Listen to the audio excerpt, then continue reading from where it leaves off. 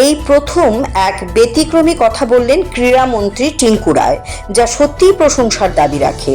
প্রত্যেকেই রক্তদানের হার বাড়ানোর কথা বলেন, কিন্তু মন্ত্রী টিঙ্কু রায় বললেন রক্তের চাহিদা যেন কম হয় সেদিকে সবার নজর দিতে হবে। সুস্বাস্থ্যকর পরিবেশে থাকা, যোগা করা, পুষ্টিকর আহারের পরামর্শ দেন তিনি।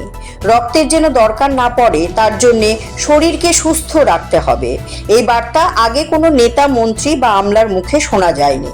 The Indian association of physiotherapy এর ত্রিপুরা রাজ্য শাখা ও মহিলা সেলের উদ্যোগে এবং ত্রিপুরা অলিম্পিক অ্যাসোসিয়েশনের সহযোগিতায় রবিবার এক রক্তদান শিবিরের আয়োজন করা হয়। তাতে উপস্থিত ছিলেন মন্ত্রী টিঙ্কু রায়। বক্তব্য রাখতে গিয়ে তিনি এই ধরনের সামাজিক কাজের সঙ্গে যুক্ত উদ্যোক্তাদের প্রশংসা করেন। সেই সঙ্গে রক্তদাতাদের সঙ্গে কথা বলে তাদের উৎসাহ যোগান। আজকের যে অর্গানাইজেশনটা, এটা একটা ব্যতিক্রমী অর্গানাইজেশন। এখানে ফিজিওথেরাপি অ্যাসোসিয়েশন যেটা রয়েছে আমাদের ত্রিপুরার, অলিম্পিক যে ইন্টারন্যাশনাল ডে তাকে সামনে রেখে আজকে তাদের এই অনুষ্ঠান। দুটো অর্গানাইজেশনেই তারা পাশাপাশি একটা যারা খেলোয়াড়রা নিয়ে কাজ করেন আর একটা যাদের খেলোয়াড়দেরকে সুস্থ রাখতে যারা কাজ করেন।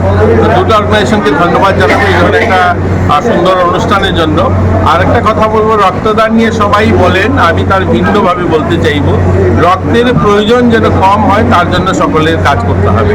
আমরা সকলেই বলি যে রক্তদান বাড়াতে হবে। রক্তদান বাড়ানোর পাশাপাশি রক্ত যেন কম লাগে, কম ব্যবহার হয় তার জন্য আমাদের কাজ করতে হবে। যেমন চাইল্ড প্রেগন্যান্সি যদি কম হয়, রক্ত কম দরকার হবে। আমরা যদি সুস্বাস্থ্যকর পরিবেশে থাকি তাহলে কম দরকার হবে।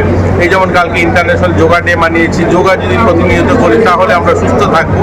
এই জন্য সকলে প্রয়াস করা চাই যেন রক্তের পরিমাণ কম দরকার হয় তার জন্য সকালের কাজ করা। আর আজকের এই অনুষ্ঠান সফল হোক আমরা প্রত্যাশা করি। CAV TV, channel for news and entertainment.